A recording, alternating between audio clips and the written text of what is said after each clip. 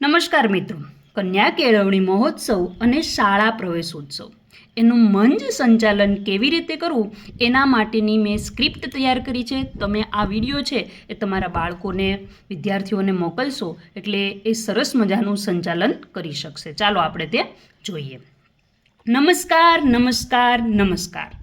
આજના આ પાવન ગૌરવવંતા અને આનંદમય પ્રસંગે ઉપસ્થિત સૌ મહાનુભાવો, આદરણીય અધિકારીશ્રીઓ, વાલીગણ, ગુરુજનો, ગ્રામજનો તથા મારા વહાલા ભૂલકાઓનું હાર્દિક સ્વાગત અને અભિવાદન.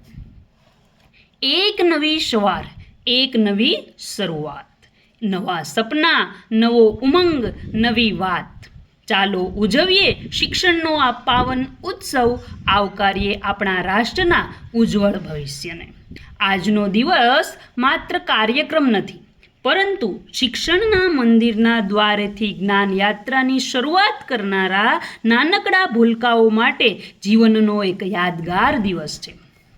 ત્યાર પછી મિત્રો દીપ પ્રાગટ્ય શરૂ થાય ત્યારે તમારે બોલવાનું થશે કે ભારતીય સંસ્કૃતિમાં કોઈ પણ શુભ કાર્યની શરૂઆત છે એ દીપ પ્રાગટ્યથી કરવામાં આવે છે. દીપક અજ્ઞાનરૂપી અંધકારને દૂર કરીને જ્ઞાનનો પ્રકાશ ફેલાવવાનું પ્રતીક છે. આજે આપણા આંગણે જ્ઞાનના નવા દીપ પ્રગટાવવાના છે, ત્યારે કાર્યક્રમની શુભ શરૂઆત છે એ આપણે દીપ પ્રાગટ્યથી કરીએ. હું ઉપસ્થિત મહેમાનોને તથા ગુરુજનોને વિનંતી કરું છું કે તેઓ દીપ પ્રાગટ્ય કરીને કાર્યક્રમને ખુલ્લો મૂકે. મિત્રો, દીપ પ્રાગટ્ય ચાલુ હોય ત્યારે આ શુભમ કરોતો વાળો શ્લોક છે એ વિદ્યાર્થીઓએ ગાવાનો છે. ત્યાર પછી પ્રાર્થના કાર્યક્રમ આવશે. તો પ્રાર્થના શરૂ કરાવીએ ત્યારે બોલવાનું કે દીપ પ્રાગટ્ય બાદ હવે આપણે ઈશ્વરની આરાધના દ્વારા કાર્યક્રમને આગળ વધારીશું. પ્રાર્થના મનને શાંતિ આપે છે અને આત્માને શક્તિ આપે છે અને જીવનને સાચી દિશા આપે છે. આપણે સૌ સમૂહમાં પ્રાર્થના ગાન કરીશું. હવે પ્રાર્થના જ્યારે પૂરી થાય ત્યાર પછી આપણે મહેમાનશ્રીનું સ્વાગત કરવાનું છે. તો સ્વાગતમાં આપણે આવી રીતે કરશું. છે રસમ અહીંની જુદી અને રિવાજ સાવ નોખા, છે રસમ અહીંની જુદી અને રિવાજ સાવ નોખા, અમારે મન તો કેવળ શબ્દો જ કંકુને ચોખા. ભારતીય સંસ્કૃતિમાં અતિથિ દેવો ભવની ભાવના સર્વોપરી છે. આજે આપણી વચ્ચે પધારેલા મહેમાનશ્રીઓનું પુસ્તક ભેટ આપી સ્વાગત કરીશું. પુસ્તક જ્ઞાન, સંસ્કાર અને પ્રગતિનો પ્રતીક છે. હું આદરણીય મહાનુભાવોને વિનંતી કરું છું કે તેઓ નવા પ્રવેશ મેળવનાર બાળકોને આવકારે અને તેમને શૈક્ષણિક કીટ અર્પણ કરે. ચાલો તાલીઓના ગડગડાટ સાથે આ નાનકડા ભૂલકાઓનું સ્વાગત કરીએ. મિત્રો, ત્યાર પછી સ્વાગત થઈ જાય, બાળકોને કીટ અપાઈ જાય ત્યાર પછી તમારે વિદ્યાર્થીનું વક્તવ્ય ગોઠવવાનું છે. અહીં અમારી શાળાની અંદર બેટી બચાવો બેટી પઢાવો એના વિશે વક્તવ્ય છે, એટલે મેં એને લગતી શાયરી લખી છે.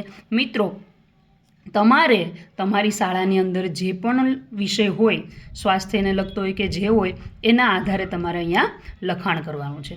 હવે વક્તવ્ય પૂરું થાય પછી એનો આભાર પ્રગટ કરવાનો છે. ત્યાર પછીનો મુદ્દો આવશે સન્માન સમારોહ, કે સાચું સન્માન તો કાર્યની સિદ્ધિ છે, મનુષ્યનો શ્રમ જ એને આપે છે શ્રેષ્ઠ પદ.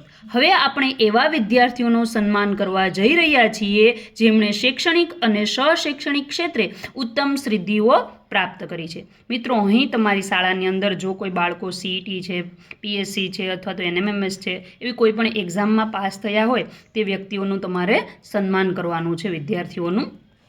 ત્યાર પછી એ પૂર્ણ થાય એટલે તમારે તમારી શાળાની અંદર જે ધોરણવાર પ્રથમ, દ્વિતીય અને તૃતીય ક્રમે આવનાર વિદ્યાર્થીઓનું પણ સન્માન કરવાનું છે.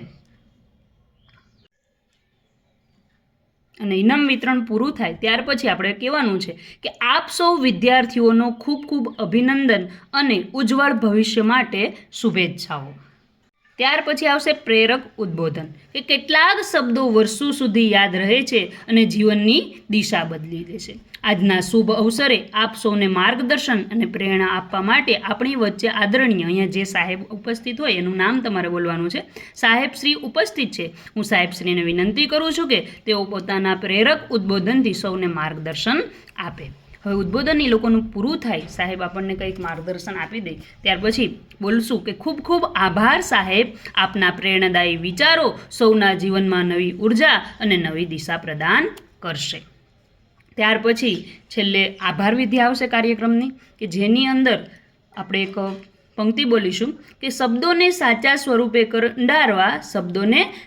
સ્વરૂપે કંડારવા મૌનને આકાર હોવો જોઈએ. મૌનને આકાર હોવો જોઈએ. સૌ મિલનનો અંત આવે એ પહેલાં આંખમાં આભાર હોવો જોઈએ. હું અમારા સાહેબ શ્રી, અહીંયા તમારે જે સાહેબ આભાર વિધિ કરવાના હોય એનું નામ બોલવાનું છે. મિત્રો, વિડીયો પસંદ આવ્યો હોય તો વિડીયોને લાઇક કરજો, તમારા અન્ય મિત્રો સુધી શેર કરજો. ફરી મળીશું એક નવા જ વિડીયો સાથે. આભાર.